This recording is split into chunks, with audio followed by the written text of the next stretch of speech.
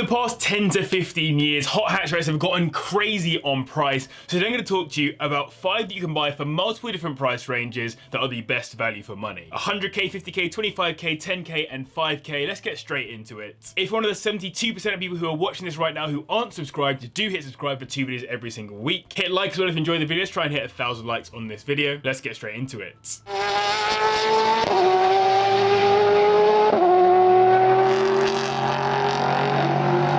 Let's kick off with our 100k car in this video, and absolutely the least value for money car, but I'm still going to try to make an argument for it. It's the Lancia Delta Integrale Evo and Evo 2. Both are absolute monsters, with the Evo built as a homologation car and the Evo 2 to follow on from that homologation special Evo, which was the most successful rally car of all time. The Evo 2 wasn't a homologation special in and of itself though, but regardless they're great value for money, as similar cars that were homologation specials from a similar era of rallying, albeit 10 years earlier, are worth a small fortune right now, like the Audi Sport Quattro, the Peugeot 205 T16 and the Lancia 037 Stradale. Now I know this video is about great value depreciated cars, and though I think these are decent value as an appreciating classic, they certainly are not depreciated anymore. These start at around the 80k mark, and for our 100k limit we'll be getting a lovely 1995 model with 40,000 miles on it. Considering this car was £25,000 new in 1993, which is around 52.5k adjusted for inflation in 2024,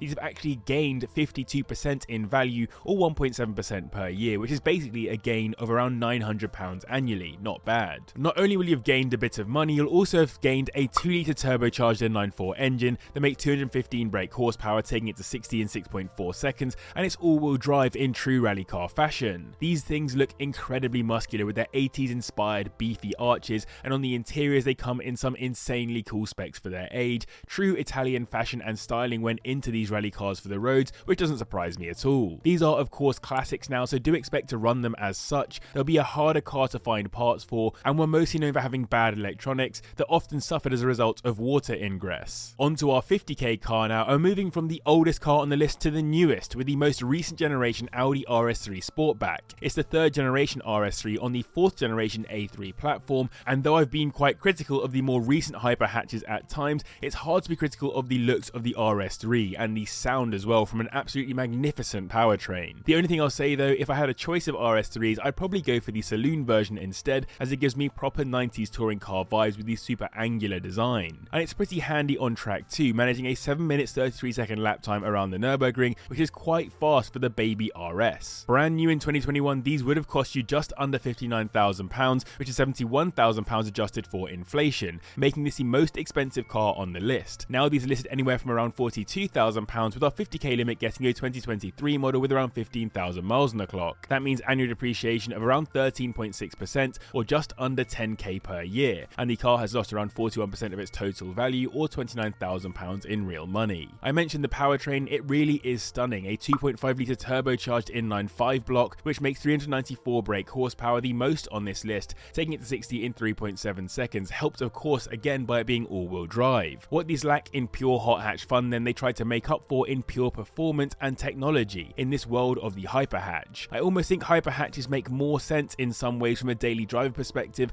as they are effectively built to be grand tourers with a reasonably sized boot. They're too new to really talk about reliability, but some noted problems unfortunate owners have faced include carbon buildup, issues with the DSG auto, and turbo or wastegate issues. These are few and far between though, just worth mentioning. Let's cut that budget in half again and talk about the Honda Civic Type R from the FK8 generation. This car took the more aggressive formula of the FK2 generation, which was a massive upgrade from the FN2, and really cemented it. It's probably the most aggressive looking car on the list, with the massive wing, the insane aero all around, and the large cooling ducts. But it's not all for show, as this is probably also the car you'd want to take on track from this list, given it took the front wheel drive lap record around the Nürburgring, a 7 minutes 43.8, which is about the same pace as an R35 Nissan GTR, and quicker than the 2019 Mercedes C63S AMG Coupe. That is some serious performance, even if it is 10 seconds slower than the all-wheel drive RS3. Brand new in 2017, these would have run you around £33,000 at the bottom end, which is £43,000 adjusted for inflation, but now these will run you anywhere from around £17,000, with 25k being enough for a 2018 example with around 25,000 miles on the clock. That means these have lost 60% of their value, or £26,000, which is just under 4k per year, or 8.6% annually. And then when it comes to to the engine, it's a 2-litre turbocharged inline-4 that makes 315 brake horsepower, taking it to 60 in 5.5 seconds, which really isn't bad for a front-wheel drive car and shows how unimportant 0 to 60 really is as a stats given how fast this thing is on track. They look just as aggressive on the interior as they do the exterior, staying true to Type Rs of the past with features like the red seats and the likes. The biggest worry when buying one of these would really be how hard a life it's had. If it's been tracked a lot, that's not necessarily a bad thing, but if it's been tracked and not maintained meticulously, then there is potential trouble. And tracking can still bring other problems, particularly with overheating, which can lead to other issues and gearbox problems too.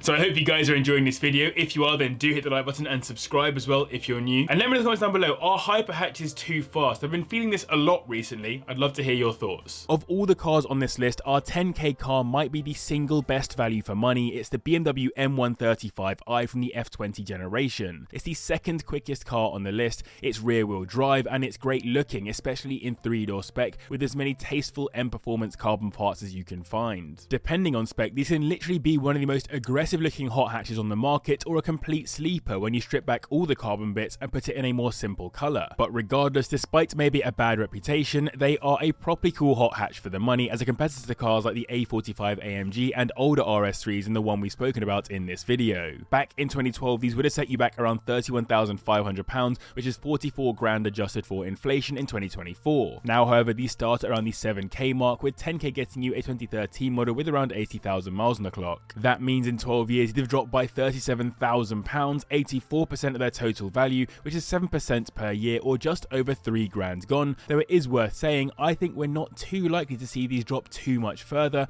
and instead I'd expect more to fall into the sub 10k category. These come with a 3-litre turbocharged inline-6 engine, which makes 315 brake horsepower matching the Civic, taking it to 60 in 4.5 seconds, which is serious pace out of a rear-wheel drive hatch for this price range. This arrived at a similar time to the first A45 AMG and helped to form the hyper hatch phenomenon we see today. It came with both a manual and automatic option, but a manual would be my choice, especially with the fact that these are known to be super engaging to drive thanks to that LSD. That N55 engine isn't particularly bad on reliability, but it is famous for oil leaks from multiple places. Outside of that, it's sensor issues and power steering problems that owners seem to speak about the most. And finally, we're cutting the budget in half again down to our 5k car, and it really couldn't be a hot hatch video without including a Golf GTI. For our 5k, you'd probably want to go for a Mark 5, but today we'll talk about the slightly newer and slightly more underrated Mark 6 generation instead, as I'll be honest, I didn't even realise they'd fallen below 5k, but what a car for that kind of money. It comes with both a DSG auto and manual, and in both 3 and 5-door specs, again with that 3-door model looking pretty tasty in a world filled with 5 doors. Today, to get into one of these, you'll need to spend around £3,500 at the bottom end for a ropey one, and our 5k limit will get you a high mileage 2009 model. In comparison, brand new, these would have cost you around £23,000 at the bottom end in 2008, which is £36,500 adjusted for inflation, meaning these are lost around 2k or 5.7% per year, which is a total loss of £33,000 or 90% of this car's total value, an insane drop. They've got a very standard hot hatch engine, a 2-litre turbocharged inline-4 which makes 207 brake horsepower, taking it to 60 in 6.7